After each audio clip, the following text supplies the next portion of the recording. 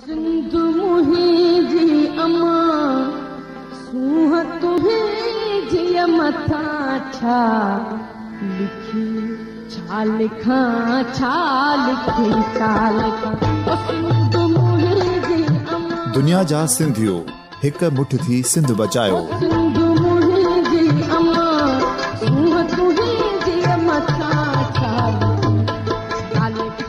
सिंध जो क़ौमी आवाज़ radio voice of Sindh London.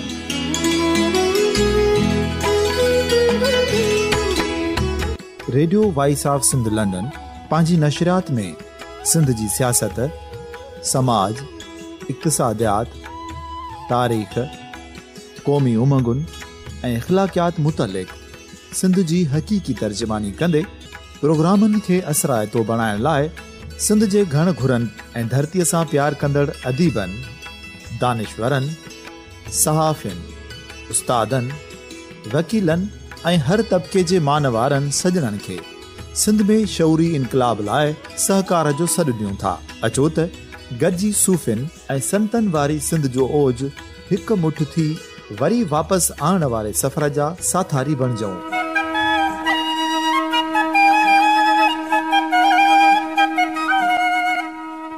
हिक नए सुबुह जी शुरूआत जो पड़ाॾो घर घर, ॻोठ ॻोठ ऐं शहर शहर ताईं पहुचायो। शाल सिंध आबाद ऐं ख़ुशहाल थिए, सिंधी माण्हू सुखियो ऐं सताबो थिए।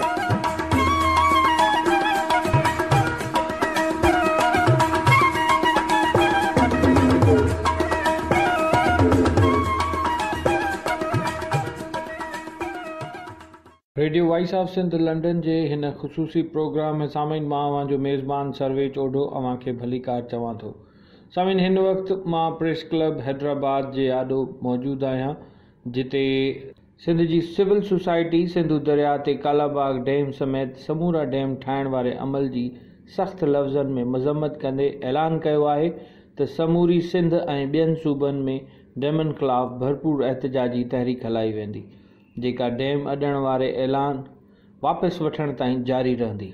हैदराबाद में सियासी समाजी तंज़ीमुनि जे कारकुननि गुल सेंटर खां हैदराबाद प्रेस क्लब ताईं डैम समूरा नामंज़ूर जे नारनि सां रैली कढी, जंहिंखे ख़िताब कंदे अदीब ऐं दानिशवर जामी चांडियो चयो त सिंधी क़ौम नसलुनि खां दरिया जी बका जी जंग विड़ी रही आहे ऐं अॼु बि ही सिंधु दरिया जी वारसी जो एहतजाज आहे।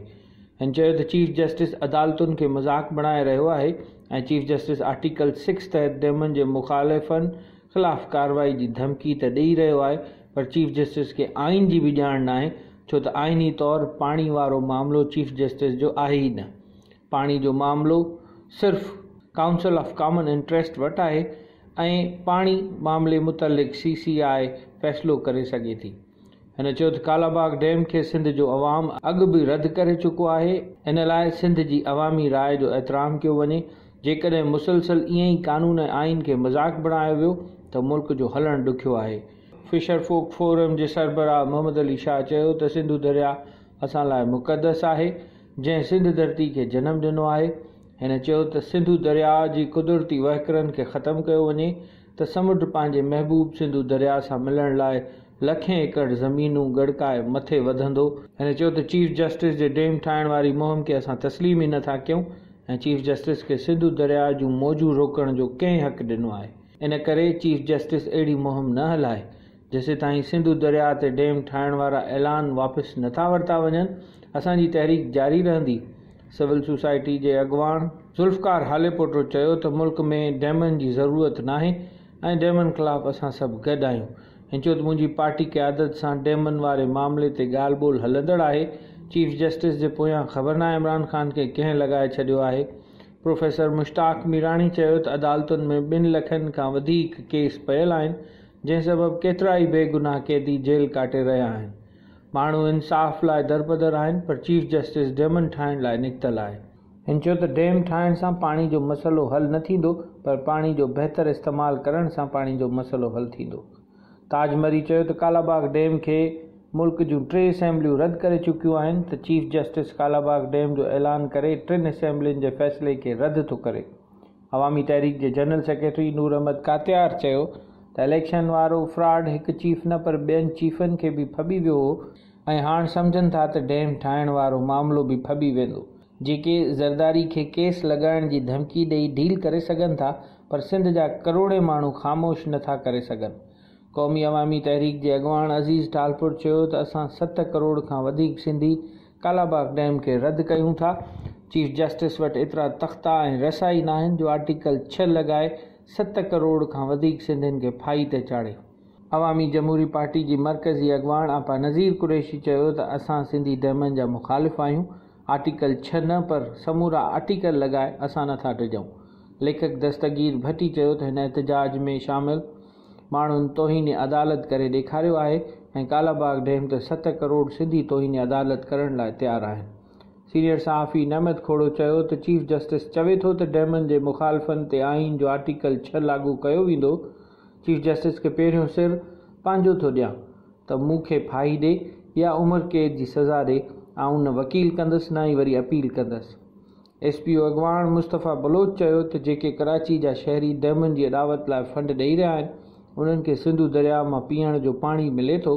जेकॾहिं डैम ठही विया ऐं कराची वासियुनि जो पाणी बंदि थियो त इन ॾोह में फंड ॾींदड़ बराबरि जा शरीक हूंदा। अवामी तहरीक जे अॻवान हुस्ना राव जो चयो त सिंधी क़ौम डैमनि खे रद्द करे चुकी आहे। अवामी तहरीक तरफ़ां 28 ऐं 29 सेप्टेम्बर ते लॻंदड़ धरणे में सिंध जा सान्यवंद ऐं बाशऊर अवाम भरपूर शिरकत कनि। मुख़्तियार अब्बासी चयो त सिंध जे 10 लख ज़मीन गैर आबाद आहे। सिंधु दरिया में हिन वक़्तु वारी उॾामी रही आहे। असांखे कंहिं बि सूरत में डैम क़बूल न आहिनि। इन मौक़े ते सीनियर सहाफ़ी महेश कुमार, सर्वेज ओढो, अब्दुल रज़ाक उमराणी, दर्शन सचदेव, आज़ाद मीरवाई, अब्बास खोसो, कामिल इक़बाल, ज़मीर हुसैन जमाली ऐं ॿिया पिणु वॾी तादाद में मौजूदु हुया। सामीन अचो त इन एहतजाजी धरणे ऐं इन में कयल मुख़्तलिफ़ अॻवाननि जी तक़रीर अवां जी समातुनि ताईं रखूं था। नज़ीर कुरैशी आहे, माना असां चई सघूं था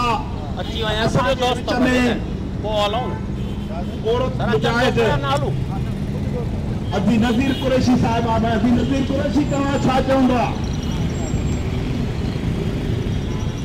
दोस्तों साथियों, जिए सिंधु दरिया, सिंध सकाए सर सबको कहीं टू पंजाब, यजीद की लोग दिंदो यो खाब, सिंध धरती रा गुजारो क्या थी, इंदा पत्थर जो पत्थर सांदा। साथियों, असी समझो था त पानी असां जो जियापो आहे ऐं असां पिछड़ी जा माण्हू आहियूं। पानी हूंदो त असां जी ज़मीनूं, असां जी पनियूं, असां जा तुमर जा बेला, असां जा जेके बन शयूं उहे हिन ते आहिनि। असांजो जियापो पाणी आहे, सिंधु दरिया आहे, उन ते बंद ॿधी असांजो सालनि सदियुनि खां पाणी चोरायो वियो आहे। असां उन्हनि चोरनि ऐं दाड़ेलनि ऐं बदमाशनि खे इहो ॿुधाइण था चाहियूं त सिंध सदाईं पंहिंजे हक़नि लाइ विड़ी आहे। सिंध आलमी यतीम खानो न आहे। सिंध असांजो जियापो आहे। इन जे लाइ असां साह जी आख़िरी निफड़े ताईं, आख़िरी नस ताईं असां वेड़ांद कंदासीं। असां इन हाकिम खे ॿुधाइण था चाहियूं, चीफ जस्टिस खे, त जेको तूं आर्टिकल नंबर 6 असां ते आणण थो चाहिए, असां उहो वापसि तो ते न आणणु चाहियूं। छाकाणि त तूं सॼी सिंध खे हिरासा कयो आहे। सिंध खे तूं असांखे हिरासा करे असांखे तूं पंहिंजे मक़सद सां हटाए नथो सघीं। असांजो मुंहिंजो नालो लुट बेरी, आर्टिकल नंबर 6 में आओ हाज़िर आहियां। जिते बि तोखे चवंदे पाण अची पेश थींदसि, भले मूंखे जेको ज़ुल्म करणो अथई कर, पर आउं कॾहिं बि ठहण कोन ॾींदसि। हा चीफ जस्टिस, हम तुम्हारे ज़ाब्ते नहीं मानते। असां तुझे आर्टिकल 6 के कोन था मञूं। जिन्हनि ज़ियाब ये बबक्यू ॾिनी हो, जिन्हनि ज़ियाब कोड़ा हया हा, जिन्हनि ज़ियाब असांजे माण्हुनि खे असांखे जेलनि में बंदि कयो हो। अयूब जी आमिरत बि असां ॾिठी हुई, मुशरफ जी आमिरत बि ॾिठी हुई। तूं उन्हनि खां वधीक डिक्टेटर नाहीं। उन्हनि डिक्टेटरनि सां बि असां मां आॾो अटकायो हो। तूं असांखे आर्टिकल 6 जा दड़का ॾेई तो चवीं त जेकी डैम जा मुखालिफ़ हूंदा मां उन्हनि ते केस हलाईंदुसि। हलाए केस, सिंध जे 7 करोड़ आबादी ते केस हलाए। साकिब निसार साहब, हम हैदराबाद से बोल रहे हैं। हम लाइव प्रोग्राम चला रहे हैं। अगर आपके पास ये हमारी वीडियो पहुंचे या कोई आपके बंदे के पास हमारी ये वीडियो पहुंचे, सिद्ध जो लेखक, बड़क लेखक, मशहूर दानिश्वर, सिविल सोसाइटी जो अगवान साईं जानी चांडे साहब ऐं असांजी प्यारी भाटी भारत का पाण कराईंदी अथी सिविल सोसाइटी जो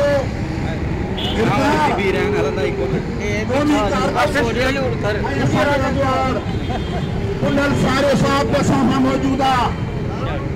सुल्तान हाले पुटो लाइ काॾे वियो? सुल्तान हाले पुटो साहब के सां गॾु मौजूद आहे। सिद्ध जो देखा कोई जनाब दस्तगीर भट्टी साहब के सां मौजूद आहे। Radio voice of Sindh London जो डायरेक्टर जनाब सर्वेज ओडो भी ते पहुंची चुको आहे, जेको लाइव प्रोग्राम हितां हलाईंदो। पाणी नाहे छो बुला, पाणी नाहे छो बुला,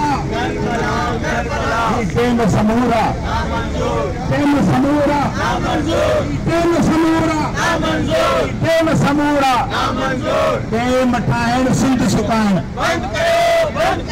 टेम ठाहिण सिंध सुकाइण, टेम ठाहिण सिंध सुकाइण। जामी साहब तव्हां जो आवाज़ अचे। टेम ठाहिण सिंध सुकाइण बंदि कयो, बंदि कयो। टेम ठाहिण सिंध सुकाइण बंदि कयो, बंदि कयो। टेम ठाहिण सिंध सुकाइण बंदि कयो, बंदि कयो। चीफ जस्टिस साहब, ही थी सिंध जो आवाज़, ही थी नलकारू, ही थी यलहारू, ही थी नारा, ही थी एहतजाज। ही सिंध जो समूरी सिविल सोसाइटी, ही लिखिया पढ़िया माण्हू, ही सिंध जा साॼा आहिनि, के डॉक्टर, के इंजीनियर, के पाणीअ जा माहिर, के उस्ताद, के वकील, ही सिंध जी क्रीम हिते गॾु थी आहे, जेका चवे थी त हीअ दहशतगर्दी आहे। कंहिं सूबे जो पाणी बंदि करे उनजे दरिया ते तव्हां बंदि था ॿधो, इन खां वधीक दहशतगर्दी ॿी का बि कान्हे। दहशतगर्दी यज़ीद बि हो जंहिं इमाम हुसैन जो पाणी बंदि कयो हो। अॼु उहा यज़ीद तव्हां था वरचायो। यादि रखो त असां तव्हांखे उहा यज़ीदत करणु कोन ॾींदासीं। सिंध खे असीं करबला बणजण कोन ॾींदासीं। असांखे जेको 15 मई ते पाणी मिलंदो यूएल मिलंदो हुयो। 15 मई ते असां जेकबा दुबारे खां वठी दादू ताईं जेकबा खां सारिया जेको फसल बेल्ट आहे असांजो, उहो 15 मई ते असांखे पाणी पहुचंदो। हिन 15 अगस्त ते ॾिनो हुओ। 3 महीना असांजा फसल पहुचे कीअं थींदो? 3 महीना पानी आए को 9 कोट तो पानी आए को तो मिट्टी ॾिसो 9 कोट ॾिसो डिग्री ॾिसो बेटा के वहां में पानी आए को खुदा की टाइम ठांदो पहिरीं पानी तो पूरो करो पूछड़ी के पहिरीं। बाबा हिन साल 10 लख एकड़ ज़मीन सिंध जी ते फसल न थियो आहे। सारिन जो फसल हिन दफ़े 10 लख एकड़नि ते न थियो आहे। कच्चो हिन दफ़े सुको पियो आहे। कच्चो जेको लखे एकड़ ज़मीन कच्चे में आबाद थी हुई। तव्हां चओ था त बोट जो पाणी ज़ाया थो थिए। अरे बेवकूफ़, खे ख़बर कोन्हे का त सिंधीअ में कहावत आहे त मुंडीअ जा ॾींहं थिया। बोटूं ते असांजूं ज़िंदगियूं आहिनि, तरान जूं ज़िंदगियूं आहिनि। तव्हां था चओ त पाणी ज़ाया थो थिए समुंड में। अरे थी ॾिसो, कल्ह मूंखे नमदनी शाह ॿुधायो त समुंड जो अंडरग्राउंड जेके वीरूं आहिनि उहे कोटड़ी ऐं जामशोरे ताईं पहुची वियूं आहिनि। सिंध सॼी समुंड गिड़काए पियो। ताजमरी साहब, लखे एकड़ ज़मीन सिंध जी उहा समुंड गिड़काए पियो। डेल्टा असांजी सॼी तबाह थी वई आहे। ही ही कहिड़ो असां सां हथ पियो थिए, ही असांजी सिंध काॾे पई वञे।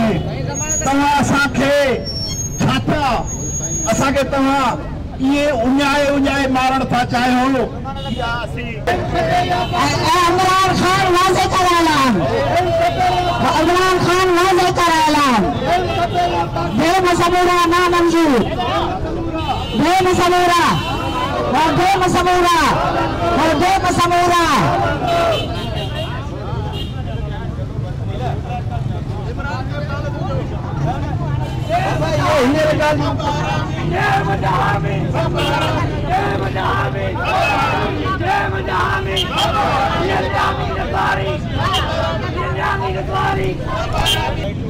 वो जारी आहे, जारी रहंदी, जारी आहे, जारी रहंदी, जैसी सिंधों में वारी रहंदी, जैसी सिंधों में वारी रहंदी,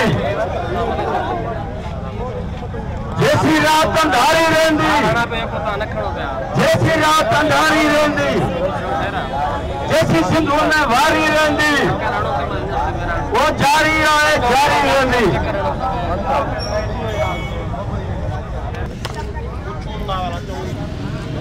मां गुजारिश कंदुसि सिंध डेमोक्रेटिक फोरम के चेयरमैन प्रोफेसर साईं मुश्ताक मीरानी साहब के तो हू मुख्तरन पंहिंजे ख़्यालनि जो इज़हार करे। साईं मुश्ताक मीरानी साहब। जेको रैली कढियो आहे सभु दोस्त शामिल आहिनि, जावी साहब, भट्टी साहब, ॿिया जेके दोस्त आहिनि, इहो हालीपुटू साहब, बसि असांजे ॿ नुक़्ता आहिनि। असांखे डेम क़बूल न आहे, बाक़ाइदे माहिर चवनि था त पाणीअ जो तव्हां बहितर इस्तेमालु करे सघो था, डेम जी ज़रूरत न आहे, ऐं उहो सिंध खे ॿुधाईंदा, तंहिंजे करे असां ॿिन्ही डेम खे रिजेक्ट था कयूं। बाक़ी जेको चीफ जस्टिस आहे उनजो मां बि उनखे न्यापो थो ॾियां हिन हवाले सां त महिरबानी करे तूं इंसाफ़ माण्हुनि खे ॾे, तुंहिंजो कमु इंसाफ़ ॾियणु आहे। अॼु बि सॼे पाकिस्तान में जेके 2 लखनि खां वधीक जेके इन केस पिया आहिनि उहे वीचारा जेलनि में पिया आहिनि, माण्हू आज़ार में आहिनि, इन में कोर्टुनि में जेका धिका था खाइनि, महिरबानी करे तव्हां रिफॉर्म करे उन्हनि खे इंसाफ़ ॾियो। बाक़ी पॉलिसी मैटर आहे, इन सां गॾोगॾु ई आहे जेको असां इहो बि था कंडेम कयो त आर्टिकल 6 तव्हां जेको सिंध ऐं बलोचिस्तान सां ज़्यादती था कयो, इहा तमामु ग़लति ॻाल्हि आहे, असां रिजेक्ट था कयूं ऐं इहो था चऊं त असांखे इहो डेम न घुरिजनि, सिर्फ़ु पाणीअ जो बहितर इस्तेमालु थिए। महिरबानी साईं मुश्ताक मीरानी साहब। मां दावत ख़िताब ॾींदुसि असांजो बहितरीन मुक़रर साईं क़ौमी अवामी तहरीक जे अॻुवान साईं अज़ीज़ तालपुर खे तो पंहिंजे ख़्यालनि जो इज़हार करे। साईं अज़ीज़ तालपुर साहब। तो चीफ जस्टिस सिंधु ते डेम ठाहे आहे ख़ुदा, मुंहिंजो फिरदोस बयाबा में दर थी वेंदो, सिंधु साह खां सवाइ कीअं थी सघिबो, मुंहिंजा महबूब तोखां सवाइ गोर थी वेंदो। हिन तारीख़ी इस्तिहाद में शिरकत कंदड़ तमामु अॻुवाणो सान्यानंदो, अदीबो, शाइरो, मुस्तूर सासी, जमातुंदा, अॻुवाणो सभिनी खे जीअं सिंध गुज़ार। सिंध लाइ 5 एस मुक़दस आहिनि, 5 एस सिंध, एस सिंधी क़ौम, एस सिंधी ॿोली, एस शाह लतीफ़ ऐं हिकिड़ो एस सिंधू दरिया सिंधू दरिया जेको असांजो साह आहे, जेको असांजी ज़िंदगी आहे, जो असांजी तहज़ीब आहे, जेको असांजो जापो आहे। असांजे नस नस में सिंधू दरिया जो नवां जो पाणी आहे, कसम आहे उन नवां जो पाणी जो जेसि ताईं सिंधू दरिया ते डेम अदन जो साक्षियूं थींदी वेंदियूं, सिंध जा माण्हू ख़ामोश कोन ईंदा। असीं अबू नज़ीर कुरैशी ॿियूं सभु असां काला डैम जे ख़िलाफ़ नज़ीर शेख असां जुलूस कयूं, सिंधी हलगोट हर शहर हर गांव हर गली में काला बाग डैम जे ख़िलाफ़ जुलूस थियो त डॉक्टर अज़ीज़ तालपुर गॾु ऐं उहे असीं साॻिया माण्हू आहियूं। असीं कंहिं सूरत में जस्टिस साहब तुम जे हिन डैम ते काला बाग डैम नालो रखी, रसूल करीम नालो रखी, आइंस्टाइन नालो रखी, असीं रत आणे सिंध जा सभु प्रोग्राम इहे रद था कयूं। जो डैम न ठहंदो असांजे सिर जा सौदा थींदा। तूं आर्टिकल 6 भले लॻाए, सभु खां पहिरीं मूंखे फांसी ॾे, उमिरि क़ैद ॾे, पोइ 7 करोड़ आवाम खे गिरफ़्तार कर। तुंहिंजे पे खे पिता कंदा आहे, तो एतिरा रस्ता ई कोन्हे, तख़्ता ई कोन्हे, जाइल ई कोन्हे, तूं सिंधी क़ौम खे छा कंदे?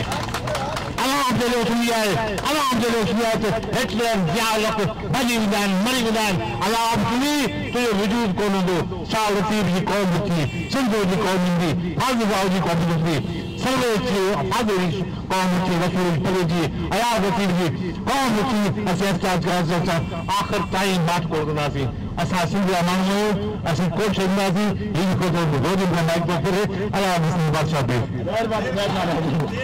हा महिरबानी अॼु होशियार आहे जेके के अर्ज़ु थो ॾिसे त मुख़्तरनि पंहिंजे छालनि जो इज़हार करे अॼु होशियार आहे ही पाण खे कुझु कोन में पाण खे वॾी जुदो चई करिणी में ऐं उन्हनि ज़ालिमनि जाबरनि खे उन्हनि खे असांखे साबित करिणो आहे त सिंधी क़ौम सही उथी पई आहे जो निराण जूं मौजूं सिंधी क़ौम जे मौजुनि वांगुरु थरथले में आहे ऐं चीफ तो ॿुधी छॾ त अवामी तहरीक ऐं सिंधियानी तहरीक जॾहिं बि जुदो चई कई वञे त उन्हनि खे भित सां दीवार सां लॻायो आहे जेकॾहिं तूं सिंधी क़ौम खे दीवार सां लॻाईंदे तूं पाण मिटिजी वेंदे सिंधियानी तहरीक ऐं अवामी तहरीक चयो त जज बहाल थियनि उहे जज बहाल थिया एमआईडी जे दौर में जॾहिं ज़िया खे टोटाईंदासीं त तूं कहिड़े बाग़ जी मूरी आहीं ही सिंधी दरिया जो पाणीअ जो फुड़ो सिंधी क़ौम जी अमानत आहे तूं भली छह आर्टिकल लिख जेतिरा कानून वादी करे पर ही सिंधी क़ौम पंहिंजो वजूद ऐं असांजे ज़िंदगी मौत जो मसइलो आहे छो त पाणी सिंध जो ऐं सिंधी क़ौम जी ज़िंदगी आहे ऐं ज़िंदगीअ खां सवाइ इंसान जो न रहंदो आहे तंहिं करे तूं ॿुधी छॾ ऐं उन्हनि दलालनि खे बि ॿुधाए छॾ त असीं सिंधी क़ौम ही हेतिरा किरोड़ माण्हू डेम खे रद्द करे चुका आहिनि रद्द कंदासीं मौत जी आख़िरी घिरी ताणी असां मारे बचे पंहिंजी हिन जुदोजहद खे जारी रखंदासीं ऐं तुंहिंजो कालाबाग डेम हुजे या बादशाह डेम हुजे या मोहम्मद जामा वारीसी पर सिंधी क़ौम खे को बि डेम मंज़ूर न आहे असीं सभु डेम मंज़ूर था कयूं ऐं उन सां गॾु अवां साफ़ ई नामंज़ूर था कयूं ऐं असां उन सां गॾु सभिनी भाइरनि खे ऐं भेनरुनि खे ऐं साथी भाइरनि खे ऐं सुशील सोसाइटी एनजीओज़ ऐं ॿियूं जेके पार्टियूं आहिनि उन्हनि खे अॼु हिन इतिजाह दावत थी विया त 28-29 तारीख़ कराची में प्रेस क्लब ते सिंधियानी तहरीक ऐं अवामी तहरीक बुख हड़ताल कंदी उन में तव्हां ज़रूरु शामिल थियो ऐं ज़ालिमनि ऐं उन्हनि जाबरनि खे ॿुधायो त सिंध जो पाणीअ जो हक़ सिंधी क़ौम जो आहे को बि डेम न कंदो असांखे डेम नामंज़ूर आहे नामंज़ूर डेम ते मुरा नामंज़ूर महिरबानी अधीशना दाऊद साहब मां गुज़ारिश कंदुसि सिविल सोसाइटी जे अॻुवान जनाब मुस्तफ़ा बलोच साहब खे त अची पंहिंजे मुख़्तरनि ख़्यालनि जो इज़हार कनि ऐं सिर्फ़ु हिकिड़ी ॻाल्हि जेका ॿ ॾींहं अॻु कराचीअ जे अवाम जेका चंदारी आहियूं डेम ते ऐं उहे सम्झनि था त हीउ जेको पाणी असांखे कराची में नलके जे टंकीअ मां थो मिले उन पाणी सां असांजो वास्तो कोन्हे पाणी ज़राअत लाइ या माइगी जे लाइ थो इस्तेमालु थिए उहे पंहिंजे बच्चनि खे इहो ॿुधाए छॾी त असीं आहियूं उहे यज़ीर जिन अवां जो पाणी खसियो ऐं चंदा ॾींदा छो जो जेकॾहिं पाणी कराची में न आयो त हुनजी छो जो कराची जे पोयां पाणी जे पोयां दरियाए सिंध ऐं दरियाए सिंध जेकॾहिं रहे थो तॾहिं अवां जे टंकीअ मां पाणी थो निकिरे जेकॾहिं दरियाए सिंध जो पाणी ख़तमु थियो त कराची में पाणी जो ॿियो को बि सोर्स कोन्हे इन लाइ जेकॾहिं सुभाणे अवां जा ॿार उहे ते मरनि था त उहे गदार आहियूं जिन चंदा ॾेई उहे डेम ठाराया इहो ई पैगाम आहे जंहिं ते आऊं सम्झां थो त सॼी सिंध खे कराची खे ॿुधाइणु खपे जे कराची जी शहरियूं कल्ह चंदा ॾिना महिरबानी मां गुज़ारिश कंदुसि बरख लेखक अदीब साईं दस्तगीर भट्टी साहिब खे त उहे पंहिंजे शालनि जो इज़हार कनि भाइरो ऐं भेनरो जीएसएन सिंधु दरिया ऐं जीएसएन जो पूरो तमाम पाण अॼु पहिरियों दफ़ो तौहीन अदालत करे चीफ जस्टिस खे ॾेखारे छॾियो आहे त असीं 7 करोड़ माण्हू तौहीन अदालत करण लाइ तयारु आहियूं तव्हांजे हिन ज़ुल्म बदमाशी ऐं यकतरफ़ी फ़ैसिले जे ख़िलाफ़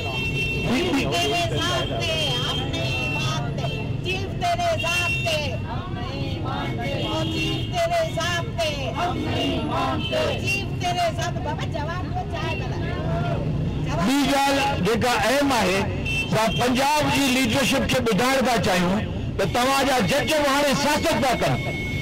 पंजाब की सियासत ऐं फौजी मुदाख़लत जे करे बंगाल धार थियो, बलूचिस्तान में तमाम वॾी हींअर हले पई क़ौमी आज़ादी तहरीक। तव्हां हाणे सिंध के भी धिकेदार करे पाकिस्तान के पंजाबिस्तान ठाहिण चाहियो था तो पोइ असां जूं रहूं तव्हांखे जुदा आहिनि, असीं तव्हां सां गॾु नथा रही सघूं।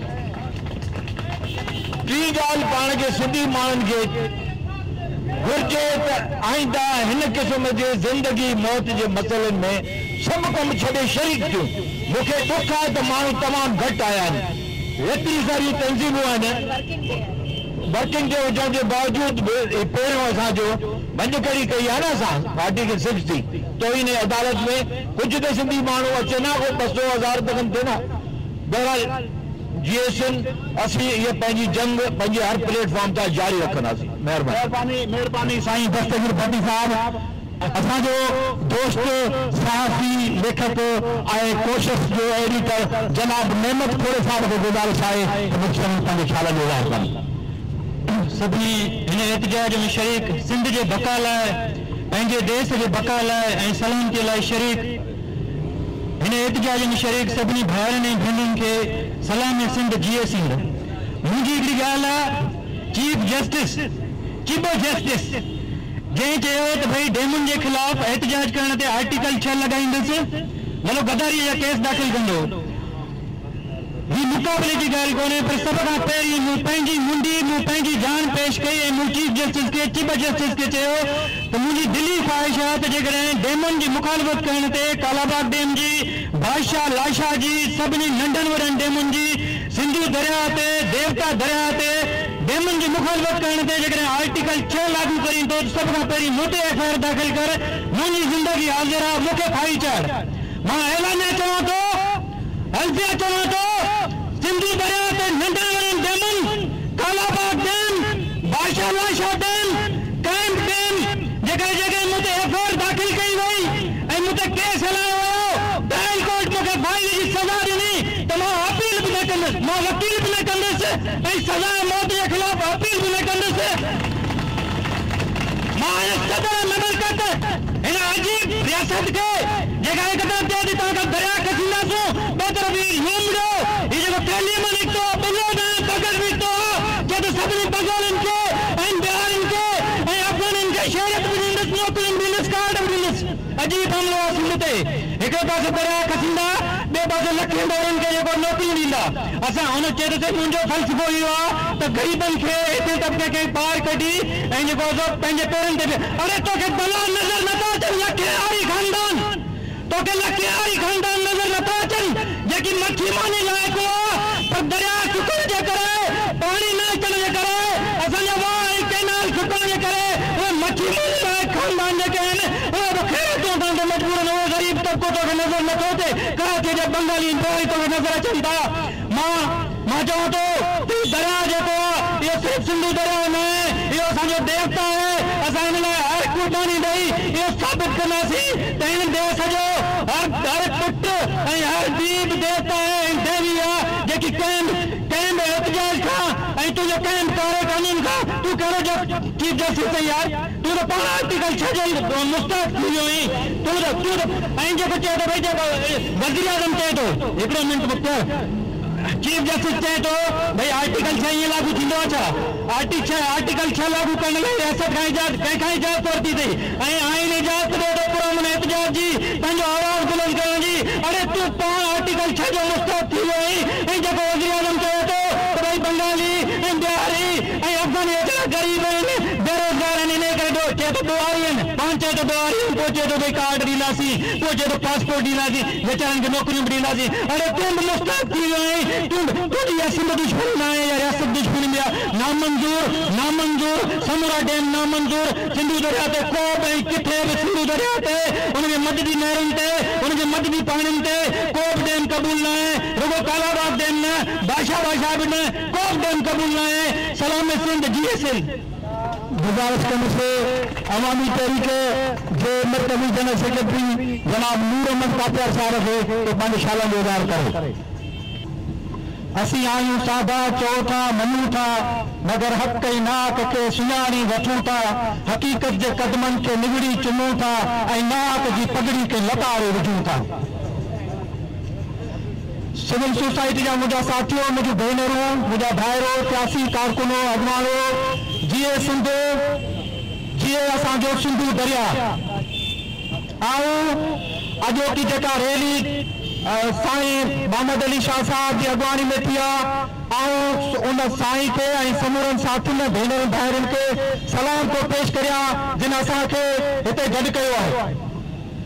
मुंहिंजा साथियो, दरअसल मसलो छा आहे जेको हिन वक़्तु जेका शिदत आई आहे उहो ही हुकुमरान ही जेका एस्टेब्लिशमेंट आहे उहा सम्झे थी या समझे थी त असां इलेक्शन में जेको फ्रॉड कयो आहे उहो फ्रॉड असांखे फबी वियो आहे। असां टे चार ॾींहं इलेक्शन जा नतीजा ज़ाहिर न करे असां पंहिंजा माण्हू चूंडाए असां जेको ही हमिलो कयो आहे या असांखे फबी वियो आहे।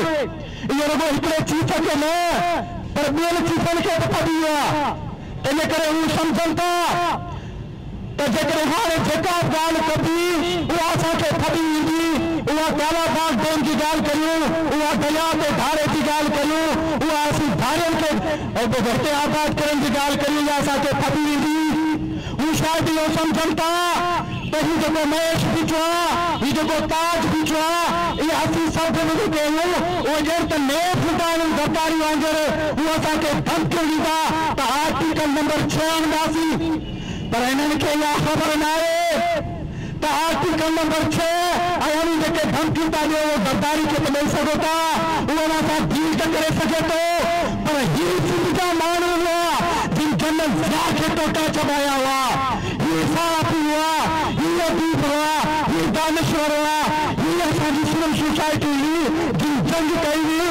इमरान खान साहब हीउ जेको नओं मुशरफ जो दौर वरी मरियो हुयो आहे। दोस्त चवनि था नाराज़ था थियनि त इमरान खान साहब ते न ॻाल्हायो। इमरान खान साहब चवे थो 80 सेकड़ो पाणी उहो दरिया में वञे थो, हेड़ो कूड़, हेड़ो फिराद, हेड़ी सॼी काबी थींदी।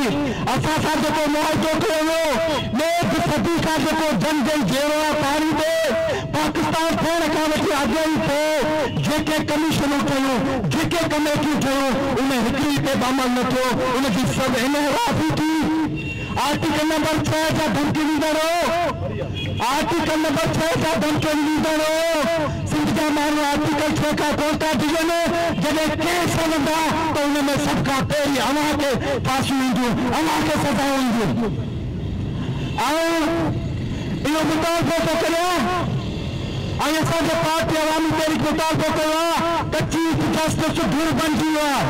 तोखे जेकॾहिं अहिड़ो शौक़ु आहे मोह हलाइण जो त तूं महिरबानी करे इस्तीफ़ा ॾेई अच, मैदान में अच, सियासत करी आहे, मौक़ो फौरन ठाहे। पर हाणे तूं चीफ जस्टिस जे उहिदे जे लाइक़ न रहियो ई, तूं इस्तीफ़ा ॾे। ऐं ॿियनि ॻाल्हि वधाइण थो चाहियां अबू उस्मा जी त 28, 29, 30 तारीख़ ते असीं कराची प्रेस क्लब अॻियां एहतजाज था करियूं मुसलसल। असां समूरनि दोस्तनि भेनरुनि भाइरुनि खे उन में शिरकत जी दावत ॾाढी महिरबानी थी अचे।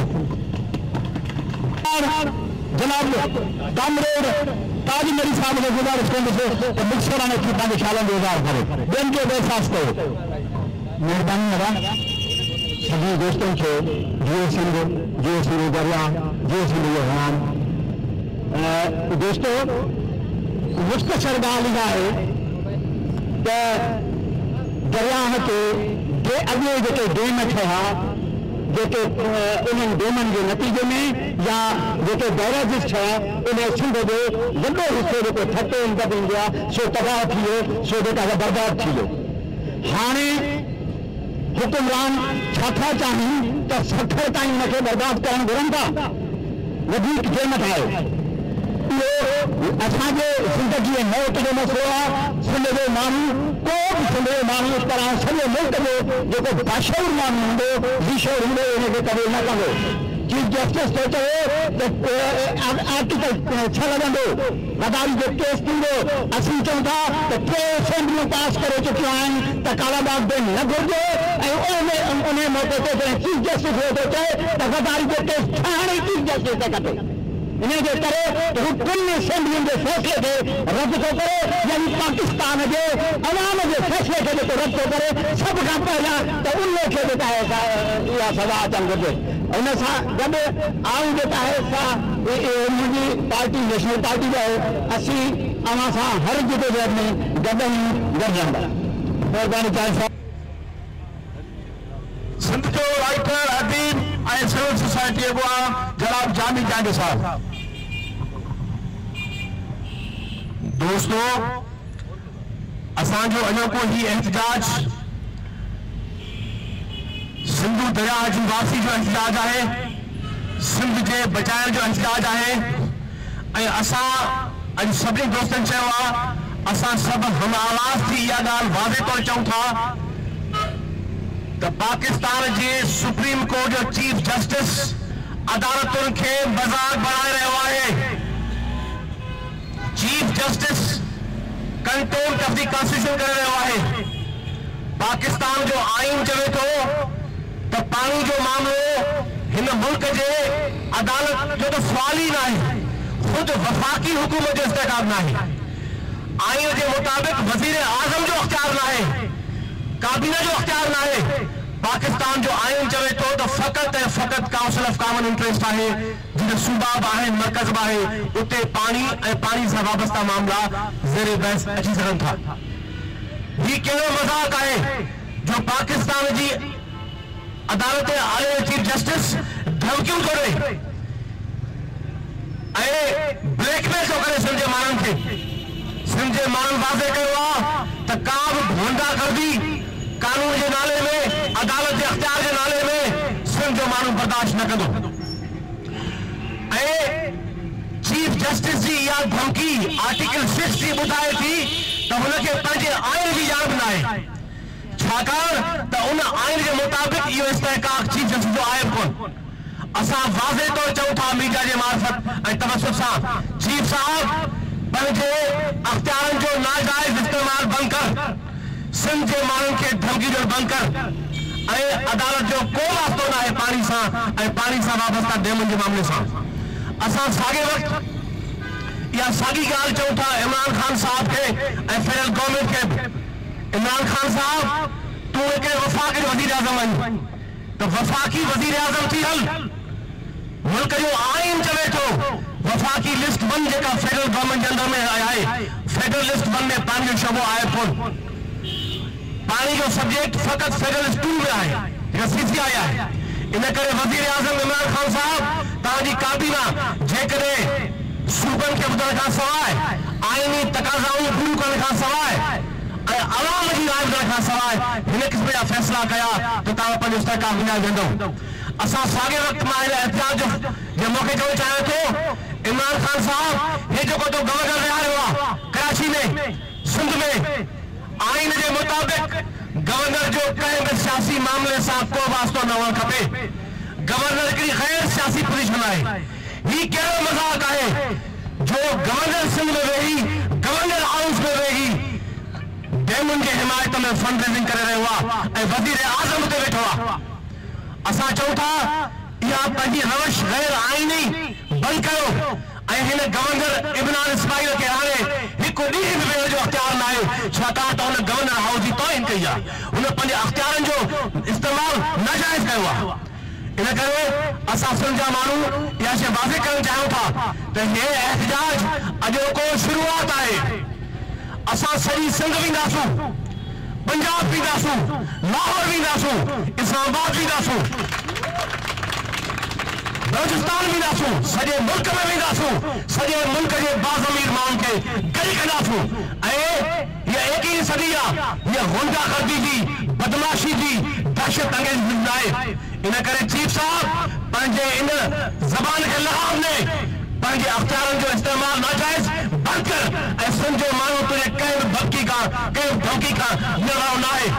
असां अॼोके एहतिजाज में इहो नियापो जो चाहियूं था इहा शुरूआत आहे ऐं हीअ उहा सिंध आहे जंहिं नस्लनि खां वठी दरिया जी जंग विड़ी आहे असांजे अॻु नस्लनि जी जंग विड़ी आहे पलीजा साहब पंहिंजी सॼी ज़िंदगी जंग विड़ंदो रहियो आहे असांजी समूरी सियासी पार्टियूं जंग विड़ंदियूं रहियूं सिंध जो आवाज़ अचंदो रहियो आहे ऐं सिंध जे अंदरि दरिया असांजो मुतफ़िक़ा मसइलो मामलो आहे दरिया जे मामले ते सिंध में का बि राय बरायल न आहे इन करे सिंध जे माण्हुनि जो एहतराम कयो उनजे राय जो एहतराम कयो असांजे दरिया जो एहतराम कयो ऐं मुल्क जे आइन जो एहतराम कयो ऐं पंहिंजे जेके आइनी हदूं आहिनि उन्हनि जे अंदरि रहो न त ही मुल्क जेको अॻे ई तबाह बर्बाद आहे जेको अॻे ई बहराननि जो घर आहे जे तव्हां हिन मुल्क में अदालती निज़ाम खे ईअं मज़ाक बणायो जे तव्हां ईअं आइन खे मज़ाक बणायो ईअं तव्हां कानून खे मज़ाक बणायो ऐं ईअं तव्हां वफ़ाक़ी पाकिस्तान खे मज़ाक बणायो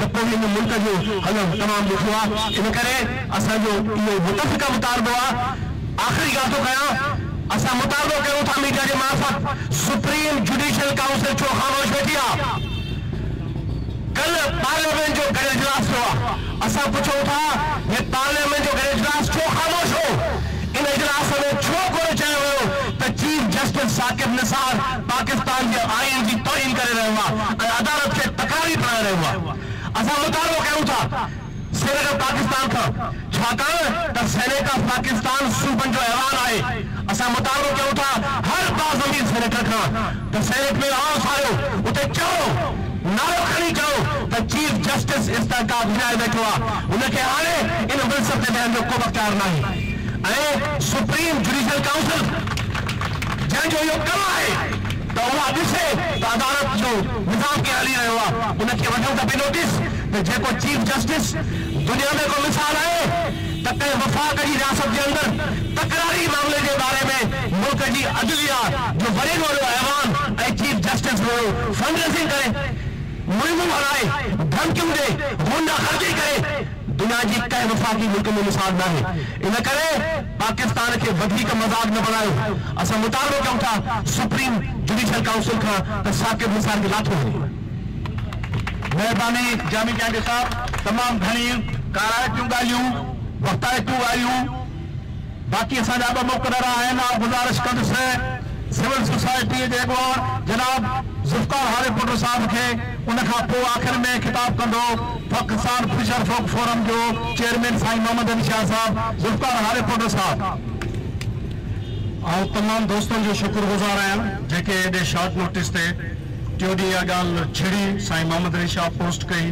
मूव कई ॿियनि दोस्तनि बि त पर्पज़ ही हो त असीं सियासी वाबस्तगी में पार्टियुनि खां मतबरा थी चीफ जस्टिस जेको ललकारियो आहे असांजे बुनियादी इंसानी हक़ खे त असीं इख़्तिलाफ़ राय नथा रखी सघूं असीं ॻाल्हि ॿोल नथा करे सघूं उन लाइ गॾु थी वई उनखे हिकिड़ी शटअप कॉल ॾियूं ऐं उनखे चऊं त तोखे को इख़्तियार न आहे शहरी भले हक़ में हुजे टेम जे ख़िलाफ़ हुजे उनजो इख़्तिलाफ़ सही हुजे या ग़लति हुजे पर उनजो इहो फंडामेंटल राइट आहे त हू पंहिंजी राय जो इज़हार करे आइन बि उनखे इहो फ्रीडम ॾिए थो इंटरनेशनल लॉ बि उनखे फ्रीडम ॾिए थो इन ॻाल्हि ते पाण गॾु थियासीं हाणे ज़ाहिर मुख़्तलिफ़ सियासी पार्टियुनि जा दोस्त आहिनि उहे पंहिंजे पंहिंजे मौक़िफ़ रखनि था मुंहिंजे हिकिड़े सियासी पार्टी जे कारकुन जी हैसियत में क़यादत साहब इन मामले ते ॻाल्हि ॿोल थी आहे त CCI हूंदे ऐं सभ खां वॾी ॻाल्हि त जेॾी महिल नवाज़ शरीफ़ हुकूमत वेंदे वेंदे तव्हांखे हिकिड़ी तमामु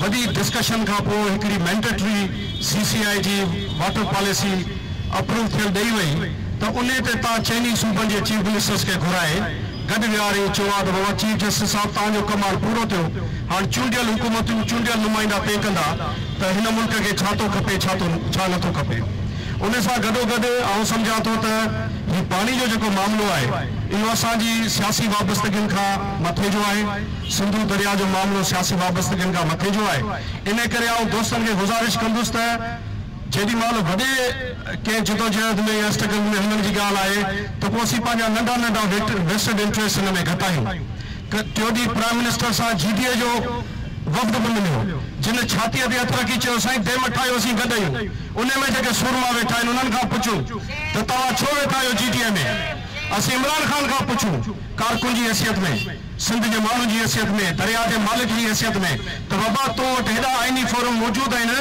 तोखे चीफ जस्टिस जी बत्तीअ पोयां कीअं लॻायो आहे? इहा ॻाल्हि हुनखे 3 ॾींहंनि खां लिखंदा पिया अचूं। तंहिंजे करे आउं सम्झां थो हिन जदोजहद में माण्हू जोड़ण जी ॻाल्हि कयो, हिन जदोजहद में माण्हू वधाइण जी ॻाल्हि कयो। फर्दर पॉइंट आउट करे तनक़ीदूं कंदासीं, जदोजहद वधी न सघंदी, छाकाणि त इलाही डेम आहिनि जिन ते असांजी सिंध जी जेका बाइबल सम्झी थी वञे पाणीअ जी। एनजी अब्बासी रिपोर्ट, अब्बासी साहब इलाही डेमनि जी हिमायत करे चुको आहे। इद्रिस राजपूत रात KTN ते चई चुको आहे भाषा ज़रूरी आहे, छाकाणि त मंगराई तरबेला एतिरी सिल्टिंग में पियो वञे जो तव्हांजी कंजर्वेशन में 20 साल लॻंदा। त जेॾी महिल कंडेम कयूं त नस्ल परस्ती बुनियाद ते रुगो चीफ खे कंडेम न कयूं, जेके सिंधी डेमनि जी हिमायत था कनि पोइ उन्हनि जो बि एहतिसाब कयूं। तंहिंजे करे ही जंग तमामु डिघी आहे, संजीदगी तलब करे थी। तंहिंजे करे असांजूं सियासी वाबस्तगियूं रहनि भले, पर आउं सम्झां थो त हिन ते हिकिड़ी डिघी, हिकिड़ी ऑब्जेक्टिव, हिकिड़ी तमामु संजीदा जेसिताईं जदोजहद न जुड़ंदी, हिक ॿिए खे छूछू हणंदासीं त मामिलो अॻियां न वधी सघंदो। आख़िर में इहो चवंदुसि त आउं पाणी जो हिकिड़ो नंढो शागिर्दु आहियां, तंज़ीम खे बि लिखी चुको आहियां, हुकुमराननि खे ॿुधाए चुको आहियां त डेम जी ज़रूरत ई न आहे। आउं डेम जे कतई हक़ में न आहियां, डेम जी ज़रूरत ई न आहे। तव्हां डॉक्टर हसन मंज़र ॿुधो पिया, हसन अब्बास 3 ॾींहंनि खां हार्वर्ड में पानी थो पढ़ाए, हुनजी पोस्ट डॉक्टरेट आहे वाटर मैनेजमेंट में, ग्राउंड वाटर मैनेजमेंट में। वो तो चए रुगो अंडरग्राउंड वाटर संभालियो था, 8 डेम पिया अथव। त आउं हिकिड़े शागिर्द जी हैसियत में पाणी सम्झां थो डेम जी ज़रूरत ई न आहे। असां आउं पंहिंजे प्राइम मिनिस्टर खे बि अपील थो कयां त तोखे अलाए कंहिं चीफ जस्टिस बत्तीअ पोयां लॻाए छॾियो, तो वटि CCI हो, तो वटि सूबाई हुकूमतूं हुयूं, तो वटि हेॾी कापी न हुई, तूं सूबनि खे एतमाद में वठी आ, माण्हुनि सां ॻाल्हाई आहे। तंहिंजे करे आउं बि सॼी एक्सरसाइज़ खे हिकिड़े सिंध जे शहरीअ तौरु कंडेम कयां थो ऐं गॾोगॾु इहा ॻाल्हि कयां थो त इहा लॉबिंग हुकूमतुनि सां बि जारी रखणी पवंदी सिंध सोसाइटी खे। ईअं न आहे सिंध गवर्नमेंट CCI में लिखी ॾेई आई आहे, लॉबिंग बि करणी पवंदी, जहिड़ो करणो पवंदो, लिखणो पवंदो, मुज़ाहरा करणा पवंदा। हिकिड़ी होलिस्टिक जंग आहे जंहिंमें असांखे साबित क़दमी सां अॻियां वधणो पवंदो। महिरबानी ज़ुल्फ़ार आरिफ़ भट्ट साहब, असांजो मुआवर, असांजी सिंध, असांजो मुआवर, असांजो सिंधू दरियाव आहे। इख़्तिलाफ़ राय जे हूंदे बि असीं सभु हिन नुक़्ते ते गॾु आया आहियूं त सिंध खे उन ई दहशत सां लड़णु खपे जंहिं लाइ आया चयो हो दरिया दर्जा दहशत आहे, कंहिं वक़्तु क़यामत थींदी ईंदी, तूं मां त रुगो हिन सिंधूअ ते का लहर उभारे वेंदासीं, को ॿारण ॿारे वेंदासीं। असां फिशर फोरम जे चेयरमैन साईं मोहम्मद अली शाह साहब खे ख़िताब जे अर्ज़ु आहे त उहे ख़िताब कनि। गुलाब शाह दोस्तों, साथियों, भेनरों, साथी दोस्तों, जीअं सिंधू दरिया जीअं असांजी जदोजहद। दोस्तों, पाण हुकुमराननि खे ॿुधाइण था चाहियूं हिन चीफ जस्टिस साक़ब नसूर खे ॿुधाइण था चाहियूं त सिंधू दरिया सिंधी माण्हुनि जे लाइ हिकिड़ो मुक़दस दरिया आहे। जेका शइ मुक़दस हूंदी आहे उनजी पूॼा थींदी आहे, उनजी इज़त कई वेंदी आहे। इन करे त सिंधू दरिया सिंध धरती खे जनम ॾिनो आहे, सिंध धरती सिंधी माण्हुनि खे जनम ॾिनो आहे। सिंधू दरिया सिंध धरती जी सिंधी माण्हुनि जी मां आहे। असांजे सिंधू माता खे डेमनि जे पोयां कैद करे सिंधू दरिया जा जेकी कुदरती वहिकरा हुआ उन्हनि खे ख़तमु कयो वियो। सिंधू दरिया पंहिंजी आख़िरी मंज़िल ताईं न पहुची सघी। ॿुधायो थो चवां त समूरनि दरियानि जी आख़िरी मंज़िल हूंदी आहे। कहिड़े तरीक़े सां सिंधू दरिया जी आख़िरी मंज़िल समुंड आहे, डेल्टा आहे। सिंधू दरिया जो समुंड जेको आहे उहो महबूब आहे। जेकॾहिं सिंधू दरिया खे पंहिंजे महबूब ॾांहुं विञण न ॾिबो, उनखे डेमनि जे पोयां नाकेरी विझी बंदि कबो त महबूब पंहिंजे माशूक जे तलाश में अॻिते निकिरंदो। इन करे असां सिंधू दरिया खे पंहिंजे महबूब ॾांहुं विञण न ॾिबो, उनखे डेमनि जे पोयां नाकेरी विझी बंदि कबो त महबूब पंहिंजे माशूक जे तलाश में अॻिते निकिरंदो। इन करे असां सिंधू दरिया खे पंहिंजे महबूब ॾांहुं विञण न ॾिबो, उनखे डेमनि जे पोयां नाकेरी विझी बंदि कबो त महबूब पंहिंजे माशूक जे तलाश में अॻिते निकिरंदो। इन करे असां कतई तौर पे असां लिबरल में भी यकीन था रखो त here is the output of land. छो त दरिया जेके हूंदा आहिनि उहो ज़मीन जी शहरत हूंदी आहे. सिंध धरती जी शहरत सिंधु दरिया आहे. ज़राअत जे लाइ पाणी ज़रूरु इस्तेमालु कजे, पर हुनजो मतिलबु हरगिज़ इहो न थियणु खपे त सिंधु दरिया जे वेकरनि खे ख़तमु करे छॾिजे, सिंधु दरिया खे पंहिंजे आख़िरी मंज़िल ताईं पहुचण खां रोके छॾिजे. ये खुद सिंधु दरिया जे वेकरे जो जेको हक़ आहे, सिंधु दरिया जो पंहिंजो वेकरे जो जेको हक़ आहे, सिंधु दरिया ते सिंधु दरिया जो पंहिंजे पाणी जो हुनजो जेको हक़ आहे उहो हुनजे हक़नि जी ख़िलाफ़ वर्ज़ी आहे. असां सिंधु दरिया जे वेकरे जो हक़ कॾहिं बि जेको आहे छिनण न ॾींदासीं.